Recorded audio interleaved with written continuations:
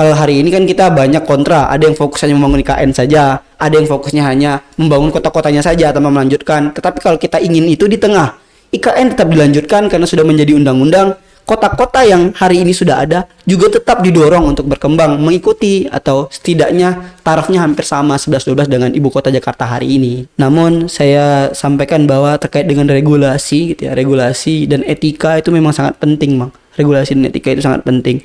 Sekelas pemimpin nasional kalaulah tidak bisa menjalankan regulasi dan etika dengan baik, tentu tidak akan bisa menjalankan roda kepemimpinan itu dengan maksimal. Toh pun kita hari ini sederhana di universitas saja, ketika kita mengalami pemilihan capresma dan cawapresma kemarin, kita tentu punya regulasi dan kita ikuti itu dengan baik tanpa melangkaui, tanpa coba mengganggu gugat gitu ya.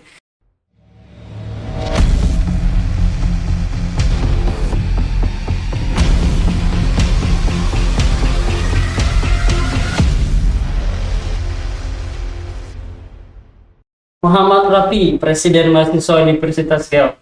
Siap, Bang. Sehat? Alhamdulillah sehat. Terima kasih, Bi, sudah hadir pada kesempatan kali ini mengundang kami. Siap, terima kasih juga, Bang, sudah diundang untuk hadir berdiskusi pada pagi hari ini. Rafi sengaja kami undang karena kami nilai representasi lah dari suara aktivis, suara anak muda, dan juga mungkin suara orang yang peduli pada kepentingan daerah untuk Pilpres tahun 2024. Bicara konteks Pilpres, sudah menentukan pilihan, Pi? Alhamdulillah sejauh ini kita terus melihat perkembangan, Bang. Kita terus melihat perkembangan mulai daripada debat-debat yang ada gitu ya, kampanye yang ada.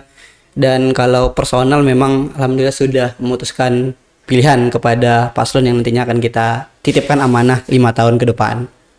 Jadi ikut kontestasi yang kedua kali atau baru pertama? Untuk memilih ini sudah yang kedua, Bang. Kebetulan pas yang pertama 2019 itu baru 17 tahun, jadi udah langsung dapat memilih dan sudah menentukan pilihan juga di 2019. Tapi untuk pemilu muda tahun 2024 ini, Pilpres dan pemilu ini ada 52% jadi penentu ini. Dari 3 capres yang ada, menurut Rafi sudah ada nggak ya program mereka atau visi mereka yang representasi dari keinginan anak muda seperti itu? Siap. Pertama, Bang, kita ingin sampaikan dulu untuk ketiga capres atau calon yang ada. Kita ingin mulai topik diskusi itu bahwa ketiga calon ini, gitu ya, tiga orang ini punya background dan latar belakang berbeda, gitu. Punya latar belakang berbeda sehingga ketika kita ingin menilai bahwa indikator ideal daripada calon ini tentu berbeda-beda pula.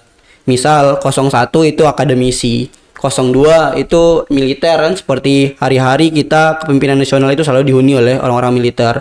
Ketiga itu beliau ini warga sipil gitu, warga sipil yang memang penuh dengan tanggung jawab beliau baik eksekutif maupun legislatif, beliau sudah menjalankan tugas fungsinya seperti itu. Kemudian kalau kita lihat masing-masing, tentu masing-masing daripada kita yang hari ini punya hak suara dan juga saya yang hari ini kebetulan punya hak suaranya anak muda 52% daripada DPT nasional. Tentu kita menilai daripada sejauh mana beliau mampu membuka ruang daripada kerja-kerja anak muda, karena hari ini kita melihat itu tidak bisa dinilai mereka merespon anak muda itu cuman hanya karena label mengajak anak muda sebagai calon saja, tidak. Banyak indikatornya, entah itu dengan cara menghargai kerja-kerja anak muda dan juga membuka ruang kepada anak muda itu sama, bukan hanya 1-2 orang saja, termasuk dengan mengkaryakan anak mudanya. Jadi program itu dan sudut pandang itu yang kita lihat sebagai anak muda, Bang.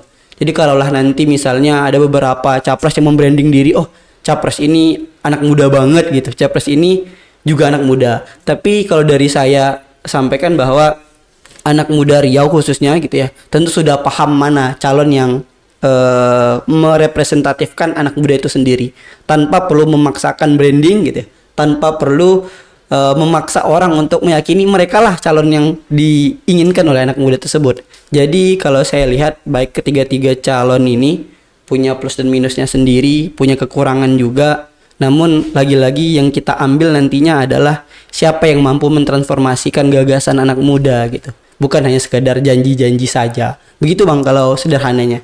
Kalau di kontestasi ini ada posisi cawapres, ada anak muda nih secara usia. Ya. Apa sudah merasa terwakili nih dengan adanya seorang Gibran di posisi cawapres? Siap. Sejalan dengan apa yang tadi kita sampaikan Bang, bahwa indikator keterwakilan anak muda itu tidak bisa hanya tentang oh ada cawapres yang dari anak muda, tidak bisa. Banyak faktornya.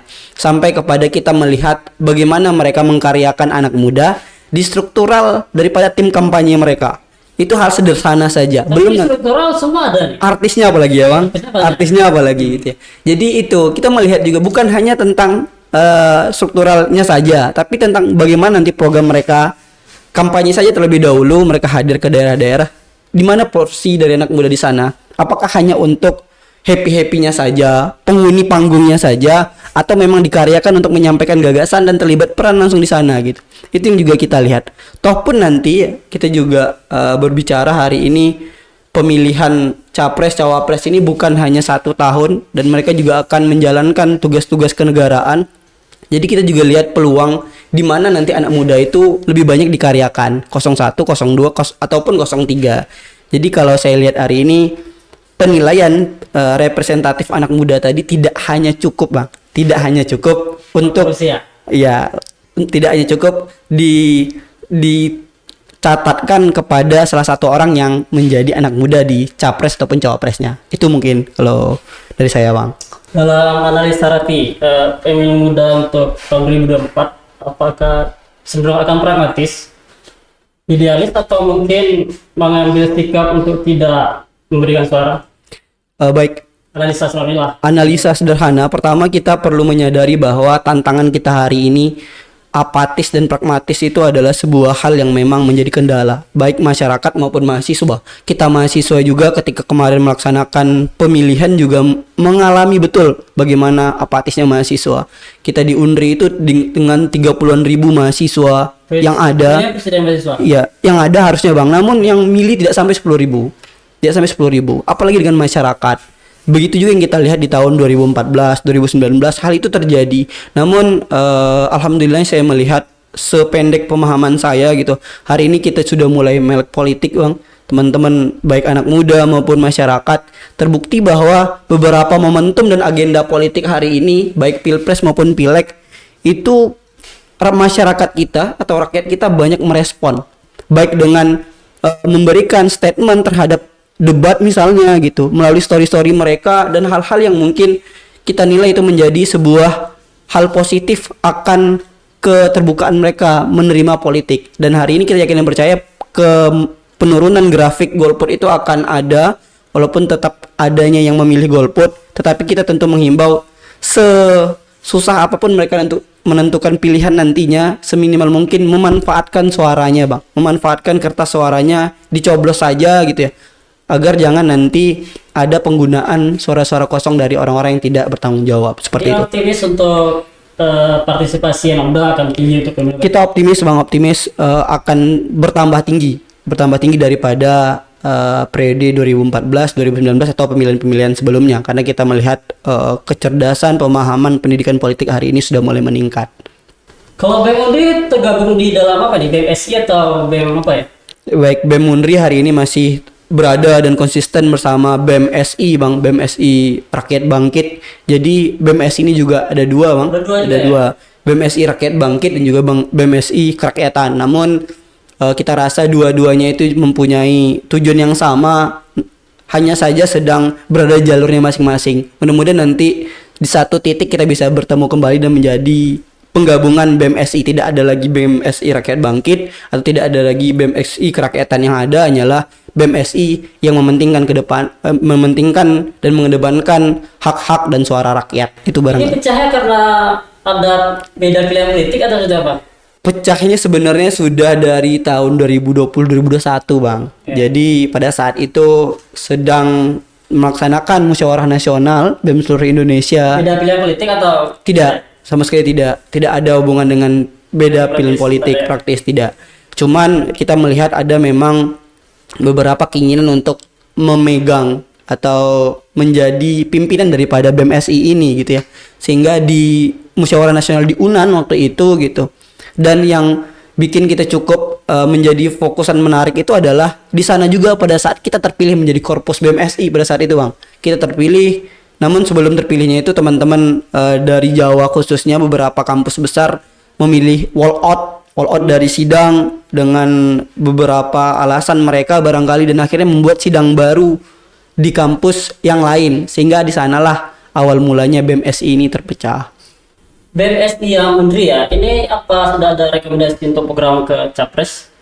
Alhamdulillah sejauh ini Rekomendasikan atau? kita selalu berdiskusi Bang. BMSI Rakyat Bangkit kemarin juga sedang menginisiasi sebelumnya sudah menginisiasi untuk melaksanakan forum debat bersama Capres Bang. Jadi bukan hanya teman-teman UI saja, teman-teman UGM saja yang diperantarai oleh pimpinan kampusnya yang menginisiasi kegiatan debat tersebut, tetapi kita juga coba hadirkan. Namun beberapa agenda itu bentrok, salah satunya memang kita tidak ingin yang hadir itu cuma 1 atau 2 saja. Takutnya nanti akan menimbulkan perspektif beda dari masyarakat, menilai bahwa kita condong mendukung hanya 1-2 paslon saja. Jadi beberapa kali inisiasi itu kita coba surati satu-satu, yang ingin hadir itu cuma 2 paslon paling banyak gitu, paling banyak. Ada yang malah cuma bisa satu paslon saja, sehingga kita tidak melanjutkan untuk melaksanakan penyampaian gagasan daripada masing-masing capres maupun cawapres.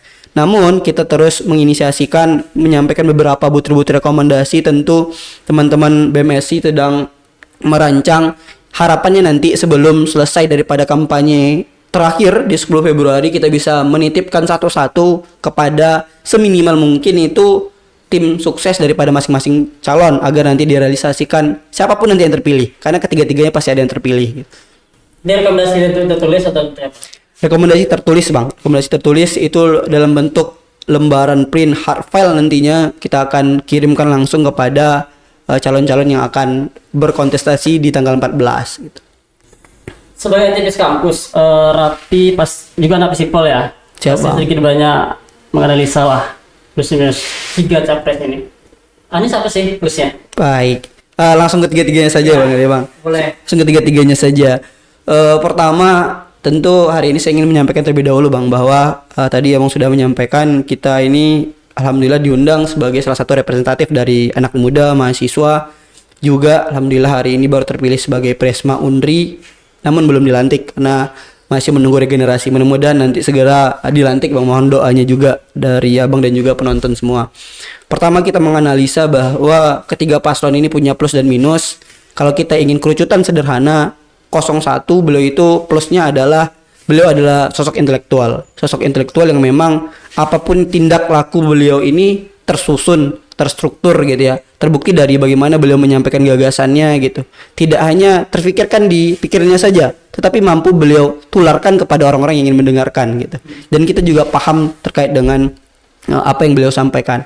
Namun minusnya adalah kepercayaan diri beliau ini gitu ya. Kepercayaan diri beliau ini memfokuskan pusat media itu hanya kepada beliau gitu. Hanya kepada beliau, yang memang di beberapa waktu Bang, di beberapa waktu saking fokusnya kita ini kepada beliau, sehingga kita kadang lupa bahwa beliau ini punya cawapres. Kadang kita lupa karena itu kepercayaan diri beliau itu membuat fokusan media itu semuanya kepada beliau gitu. Strategi kalau Rapi ya, ini strategi dari dia pribadi atau ya dari tim kampanye gitu. Kalau tim kampanye dia juga seperti apa? Kalau strategi barangkali mereka yang berada di dalam yang mengerti terkait itu. Tetapi kalau saya lihat barangkali ketika itu dikatakan strategi malah menimbulkan sebuah tanda tanya besar. Tanda tanya dalam artian apakah beliau ini tidak bisa dibilang tidak berhasil tentang memilih cawapresnya gitu. Kalau kita lihat dengan adanya minusnya beliau menjadi sosok fokus ini Bang gitu ya, kita tentu menjadi bertanya-tanya kembali apakah tidak berjalan sesuai dengan apa yang beliau harapkan pada saat di awal-awal itu beliau dideklarasikan, kemudian beliau sampaikan untuk memilih cawapres, beliau ingin salah satu indikatornya adalah duit tunggal gitu ya. Duit tunggal. Mereka berdua namun sama-sama mempunyai kualitas baik capres maupun cawapres, sehingga berjalan roda pemerintahan itu berjalan dengan baik. Namun hari ini kita bisa lihat yang menjadi fokus utama masyarakat itu sorotannya hanya kepada dia gitu, hanya kepada capresnya gitu. Padahal kalau kita lihat sebagai tokoh pemimpin ideal itu bukan hanya menghebatkan diri kita saja, tetapi juga orang-orang sekitar kita juga hebat dengan adanya kita. Itu yang nomor satu, Bang. Kita harus sampaikan dulu. Nomor dua, plusnya adalah kita perlu sampaikan juga, memang kita menyadari beliau adalah yang paling senior di antara kedua-dua paslon yang ada gitu, dua paslon yang lainnya gitu. Dan juga beliau punya track record di kepemimpinan militer gitu. Hari ini kita juga dari 7 presiden yang ada, 4 barangkali, maaf kalau nanti salah silakan diluruskan Bang, 4-nya adalah tokoh-tokoh pemimpin militer gitu, yang memang kita tidak meragukan lagi ketika pemimpin militer yang menghuni tokoh atau orang nomor satu di di Republik Indonesia ini gitu kan. Jadi kepahaman beliau terkait dengan strategis, baik dengan diplomasi beliau dan hubungan beliau ke luar negeri juga tidak bisa diragukan lagi dengan background beliau hari ini juga sebagai Menteri Pertahanan barangkali. Namun minusnya adalah kita melihat masih beberapa momentum itu beliau belum cukup arif untuk menjaga emosional gitu. Beliau juga temperamen ya? Barangkali seperti itu. Namun kita juga menyampaikan bahwa kalau dari saya lihat Bang, kebetulan juga 2019 kita mengikuti, 2014 juga mengikuti. Jadi walaupun 2014 itu kita SMP, kita juga mulai melihat Bang. Jadi kita betul-betul kelihatan grafik menurun daripada penyampaian gagasan beliau, entah memang efek daripada usia barangkali atau hal-hal lainnya yang ada di beliau. Jadi saya lihat pribadi bahwa minus itu yang hari ini melekat di jati diri beliau. Terlepas daripada beberapa penyampaian yang mungkin mengait-ngaitkan dengan kisah masa lalu, dan yang ya lagi-lagi saya perlu sampaikan bahwa hal-hal itu yang selalu terjadi di pemilu-pemilu, selalu ada untuk menggoreng isu dan menurunkan elektabilitas salah satu paslon. Itu yang kedua. Yang ketiga, beliau inilah sosok, kalau kita lihat secara pribadi itu, apalagi saya menilai Bang, representatif rakyat itu dapatnya ke beliau. Representatif rakyat itu dapatnya ke beliau. Beliau mencitrakan diri itu betul-betul presiden rakyat. Beliau hadir daripada kaum muda, kaum termarginalkan, kaum terkecilkan, kaum ekonominya menengah ke bawah. Barangkali juga hampir sama dengan branding yang dibangun oleh Pak Jokowi pada tahun 2014 gitu. Dan beberapa gagasan beliau juga cukup cemerlang dan mampu beliau sampaikan ke publik. Namun minusnya adalah kita perlu menyadari beliau sering atau beberapa momentum itu melakukan blunder-blunder yang sekiranya kita fatal Bang. Sekiranya kita fatal dan memang tidak seharusnya beliau laksanakan, karena beliau sebelumnya juga menjadi pejabat daerah. Dengan pemahaman beliau sebagai eksekutif dan legislatif, tentunya beliau mampu mengkontrol hal itu seharusnya. Namun beberapa momentum beliau masih melakukan blunder-blunder yang menarik atensi publik untuk menyorot beliau. Kemudian kita perlu sampaikan juga bahwa salah satu kekurangan minus daripada paslon 03 ini atau calon 03 ini adalah terkait komunikasi asing gitu. Komunikasi luar yang memang jam terbangnya masih inilah ya. Kalau dibilang jam terbang, saya rasa semua gubernur tentu punya jam terbang internasional. Saya rasa Bang, apalagi gubernur yang berada di pada pusat pulau atau pusat ya daerah yang menjadi perkembangan daripada negara itu sendiri gitu ya. Namun kita lihat di beberapa forum internasional itu beliau lebih mengedepankan untuk menyampaikan gagasan dengan bahasa Indonesia. Memang secara yogyanya tidak masalah, tetapi saya nilai dan kita pandang juga bahwa pemimpin-pemimpin yang sampai di taraf daerah, apalagi gubernur tersebut, tentu secara pemahaman gagasan internasionalnya atau bahasa Inggris lah minimal itu sudah menguasai. Jadi di forum-forum internasional itu kita beberapa kali lihat juga komunikasi beliau cukup terbatas dan sangat mengandalkan translate daripada orang-orang yang menjadi tim beliau di lapangan. Jadi itu mungkin plus minus daripada ketiga calon yang saya lihat Bang. Oke, kita bicara konteks Riau ya. Anies ketika kampanye di Riau, juga Mahfud beberapa hari yang lalu menyampaikan kalau Riau ini negeri kaya tetapi belum sejahtera. Prabowo ketika kampanye tidak ada di muka itu, mungkin karena berada di pemerintahan saat ini gitu kan. Apakah ini sebagai janji-janji manis saja? Sebelumnya kan seperti itu. Riau negeri kaya tapi kesejahteraan tidak ada. Tapi kesininya juga kita tidak mendapatkan hak-hak yang harus kita dapatkan gitu. Budaya alam Riau kaya. Ya. Pertama kalau dibilang Riau kaya, kita kalau dari saya pribadi tentu mengiyakan Bang. Kita mengiyakan dan kita juga mengamini Kalau misalnya memang belum kaya ya karena kita doakan dengan kalimat kita tadi, Riau akan kaya ke depan gitu. Dalam artian bukan hanya kaya sumber daya alamnya saja, namun juga kaya dalam sumber daya manusia, dan itu bisa dirasakan. Kalau bahasa kita itu atas bawah minyak, atas bawah minyak, namun kita tidak bisa merasakan hasilnya gitu. Pertama, terkait dengan penyampaian, ketiga-tiga calon ini tentu punya standing position yang berbeda, Bang. Dalam artian ada yang menempatkan diri itu sebagai penerus pemerintah gitu ya. Mungkin yang melanjutkan kita sudah tahu siapa orangnya. Ada yang menjadi antitesa daripada pemerintah itu sendiri dengan gagasan perubahan. Ada yang di tengah, Ini yang perlu kita pahami. Tentu mereka ini sejalan dengan standing position mereka pada saat menyampaikan kampanye gitu. Kalau misalnya mereka menyampaikan dari awal bahwa mereka akan melanjutkan, tetapi pada saat kampanye mereka sampaikan berbeda, entah dengan narasi perubahan atau lain sebagainya, maka tentu akan menjadi kontradiktif di kalangan masyarakat. Makanya itu sejalan dengan standing position mereka masing-masing. Namun kita menyadari Riau ini kaya tetapi tidak sampai kepada rakyat-rakyatnya, dan hanya dirasakan oleh segelintir rakyat saja. Dan juga itu terbukti bukan hanya di Riau saja, Bang. Bukan hanya di Riau saja. Di nasional kita juga seperti itu. Bahkan kekayaan Indonesia itu hanya dipegang oleh segelintir orang gitu. Apalagi di Riau juga seperti itu yang kita nilai. Dan juga terkait dengan Riau tadi, saya ingin menyampaikan seperti ini, Bang, bahwa semua provinsi itu tentu punya permasalahan dan kendala yang berbeda. Kita juga butuh solusi-solusi yang berbeda. Tidak bisa dipukul rata semuanya gitu. Kita memang kalau dari saya pribadi ketika mereka hadir ke Pekanbaru langsung, karena kebetulan untuk capres ketiga-tiganya sudah hadir, Bang. Ketiga-tiganya sudah hadir. Pak Ganjar juga hadir, Bang. Akhir tahun kemarin. Iya, itu libur kita pada saat libur. Jadi untuk capres ketiga-tiganya sudah hadir.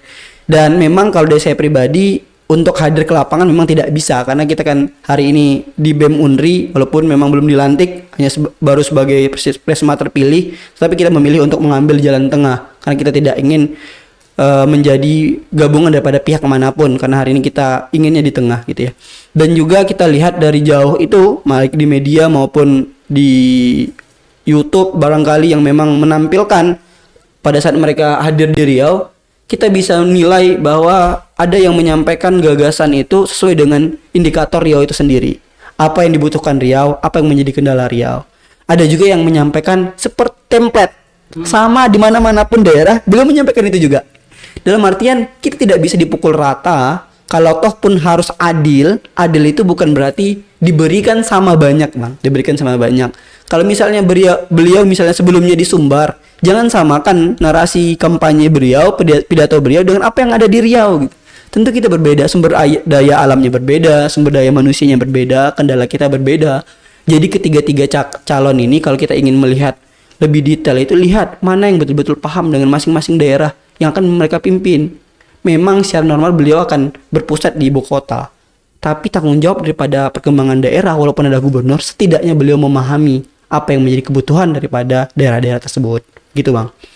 Akan ada perubahan signifikan tidak dari kontestasi politik nasional ini untuk Riau mendapatkan sumber daya?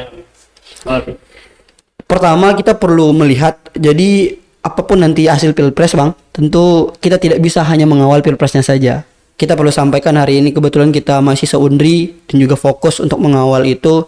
Kita tidak hanya mengawal pilpresnya saja, namun kita juga kawal nanti di November pemilihan gubernur gitu. Pilkada kita juga kawal. Jadi siapapun nanti orang-orang yang bagus itu, pilihan terbaik, putra-putra hebat daripada Indonesia ini yang bakal jadi capres, kalau tidak diperantarai oleh gubernur yang nantinya paham tentang akan Riau gitu, tentu tidak akan sampai gagasan mereka ke daerah gitu. Juga tidak akan berkembang Riau ini. Jadi pertama kita perlu sampaikan juga untuk bentuk daripada harapan kita, mudah-mudahan yang terpilih nanti mampu bukan hanya menggerakkan sektor-sektor yang beliau rasa penting bagi wilayah daerahnya saja gitu. Dalam artian ya ketiga-tiganya di Jawa gitu, Bang. Ketiga-tiganya berasal daripada Jawa gitu, walaupun kita tentu berharap ada daripada Sumatera, namun kondisinya hari ini belum ada. Jadi kita berharap pembangunan itu memang merata. Ya kita menyadari presiden yang hari ini juga sudah coba membangun, sudah mengikhtiarkan hal tersebut. Namun kita ingin lebih lagi gitu. Gagasan-gagasan seperti pengembangan kota-kota secara serentak itu juga kita harapkan bukan hanya sekedar membangun IKN. Kalau hari ini kan kita banyak kontra, ada yang fokus hanya membangun IKN saja, ada yang fokusnya hanya membangun kota-kotanya saja tanpa melanjutkan. Tetapi kalau kita ingin itu di tengah, IKN tetap dilanjutkan karena sudah menjadi undang-undang. Kota-kota yang hari ini sudah ada juga tetap didorong untuk berkembang mengikuti atau setidaknya tarafnya hampir sama 11-12 dengan ibu kota Jakarta hari ini gitu. Ada harapan baru lah ya tahun 2024 ya. Kita berharap banyak 2024 Bang, karena sejalan presiden baru juga gubernur baru nantinya. Kita bicara kontestasi pemilihan legislatif kabupaten kota DPR. Yang rapi lihat di lapangan, apakah praktik-praktik transaksional itu masih berjalan atau sudah mereda atau mungkin semakin brutal? Praktik-praktik yang hari ini kita takutkan itu sebenarnya kita bisa bilang bahwa itu menjadi penyakit masyarakat loh. Kalau saya bilang karena ataupun misalnya hari ini kalau kita lihat ada calon, memang kita tidak bisa memukul rata calon itu memainkan peran seperti itu semua, tidak. Ada juga calon yang betul-betul bergerak itu atas nama gagasan, atas nama narasi mereka untuk memperbaiki daerah-daerah masing-masing. Tetapi justru ketika mereka hadir ke masyarakat, itu masyarakatnya yang meminta, Pak. Masyarakatnya meminta, tidak ada amplop kah gitu, tidak ada apakah gitu. Itu jadi kita melihat bahwa praktik kalau bisa dibilang money politik ini sudah mulai menjadi masalah masyarakat gitu, masalah masyarakat. Dan kita tidak bisa hanya dengan mensosialisasikan untuk menolaknya saja, tapi perlu ada perubahan yang jelas terkait dengan regulasinya. Kemarin kita tentu sangat senang kemarin ketika mendengar bahwa KPU mengeluarkan regulasi pemberian aksesoris kepada orang-orang yang mengikuti kampanye hanya dibataskan jumlah uangnya. Kalau saya tidak salah entah 60.000, entah 40.000 pada saat itu. Sehingga menekan garis daripada potensi mereka memberikan lebih daripada anggaran yang sudah ditetapkan kepada masyarakat yang hadir pada saat kampanye. Dan namun kondisi di lapangan kita lihat masih banyak yang melakukan hal seperti itu, masih banyak. Dan kita juga ketika mahasiswa juga hari ini kebetulan banyak yang merantau di luar daripada daerah Pekanbaru. Ketika beberapa kampanye itu kita dengar kabar teman-teman itu hadir di kampanye si A, si B, si C, dan toh pun juga memang ada temuan-temuan yang diberikan uang atau amplop. Jadi hal itu masih ada hari ini. Namun kalau dibilang lebih masif daripada periode sebelumnya, saya rasa tidak karena hari ini kita lebih banyak bermain pada gimmick, Bang, pada gimmick. Jadi bukan hanya capres cawapres saja yang memainkan gimmick, namun caleg-caleg juga, calon-calon legislatif juga memainkan gimmick-gimmicknya tersendiri untuk menarik perhatian daripada masyarakat yang nantinya akan memilih beliau. Praktek amplop ini ya, saya lihat masih, kalau saya pribadi ya, mungkin masih terjadi. Ada juga pernyataan yang menarik ini dari ketum salah satu parpol, mantan ketum salah satu parpol. Kalau Anda ingin mendapat 3.000 suara, segitulah poin-poinnya seperti itu. Kalau Anda ingin mendapat 3.000 suara, sebarlah 9.000 amplop, seperti itu. Ini memang faktanya seperti itu. Kita berharap pemilihannya, apakah akan sulit untuk caleg itu tidak melakukan hal-hal atau praktis seperti itu? Pertama kita pengen sampaikan, Bang, bahwa ketika masih ada gagasan itu, masih ada narasi itu, bentuk bahwa caleg tersebut tidak percaya dengan gagasan mereka, tidak percaya dengan kemampuan mereka untuk menjual gagasan gitu. Hari ini kita tidak hanya berpikir tentang politik, money politik, bukan hanya berpikir tentang politik identitas, tetapi kita coba berjalan, bergerak sedikit pada politik gagasan dan politik moral yang memang mengedepankan gagasan dan moral. Dan sekarang begini, Bang, kalau saya sederhanakan adalah gambaran daripada pemberian tersebut, baik bentuk uang maupun sembako, hari ini disasarkan kepada orang-orang yang bahasanya adalah swing voter gitu, yang masih belum memilih, menentukan siapa yang akan dipilih. Jadi kalau kita pun hari ini coba saya rasakan, kalau misalnya berada di fase itu pun tidak menentukan pikiran, bimbang, dan barangkali juga mohon maaf agak kurang pemahaman terkait dengan politik, pendidikan politiknya, maka mereka mengambil sikap sederhana, menyederhanakan pemilihan itu tentang siapa yang memberikan mereka terlebih dahulu. Jadi yang mereka sasar adalah swing voter gitu. Dan kalaulah misalnya tokoh-tokoh intelektual hari ini, orang-orang yang sudah tentu tadi saya sampaikan juga sudah memilih menentukan pilihan siapa yang akan dipilih, tentu mau siapapun yang akan membagi nantinya gitu ya, kita sudah punya pilihan kita. Oh ini misalnya, ini yang pantas untuk Indonesia, ini yang pantas untuk mewakili Riau, ini yang pantas untuk mewakili kabupaten kota. Kita sudah menentukan. Jadi praktik-praktik pemberian money politik atau duit tadi mereka sasarkan kepada orang-orang yang memang belum menentukan pilihan, sehingga mengambil langkah sederhana dengan cara mengambil duitnya dan juga memilih daripada orang yang telah memberikan tersebut. Terakhir Rapi, sebagai penutup, harapan untuk anak muda yang mungkin hari ini masih enggan untuk memilih, karena sama saja nanti pemimpinnya seperti apa kan? Siap. Dan juga sebagai seorang aktivis, bagaimana nantinya diberi kebebasan lah untuk lebih bersuara di panggung-panggung nasional. Baik Bang, sebelumnya saya ingin menyampaikan terima kasih atas ruang diskusinya bersama Riau 24. Jadi kita juga senang untuk menyampaikan gagasan-gagasan seperti ini, bentuk bahwa kita peduli terhadap pemilu. Karena memang beberapa narasi itu menyampaikan kaum muda ini karena apatis dan pragmatisnya meninggalkan hal-hal yang seharusnya wajib untuk kita kawal bersama. Karena 5 menit di TPS itu menentukan 5 tahun kita di masa yang akan datang. Pertama, kita ingin menyampaikan bahwa pemilu ini bukan hanya ajang 5 tahun sekali. Jadi silahkan kita lihat, kalau memang ada yang orang itu ketemu dengan kitanya hanya 5 tahun sekali saja, berarti ada sesuatu yang memang mereka niatkan di balik daripada itu semua. Harusnya orang-orang yang memang menjadi perwakilan representatif kita ini bukan hanya 5 tahun sekali, tetapi selama 5 tahun akan bertemu. Selama 5 tahun akan bertemu. Seperti itu harusnya, bukan hanya 5 tahun sekali. Sehingga saya harapkan kita betul-betul cerdas melihat, kita bersama-sama, ataupun kita hari ini juga masih belajar untuk melihat calon-calon yang ada itu dari sudut pandang yang luas, Bang. Sudut pandang yang luas. Karena hari ini beberapa narasi-narasi yang berbau negatif itu kita perlu sadari, karena kita tidak mampu melihat sebuah hal itu daripada perspektif yang lain. Jadi kita perlu melihat dari sudut pandang yang luas. Dan juga khusus kita anak muda, 52% daripada DPT nasional itu suara kita.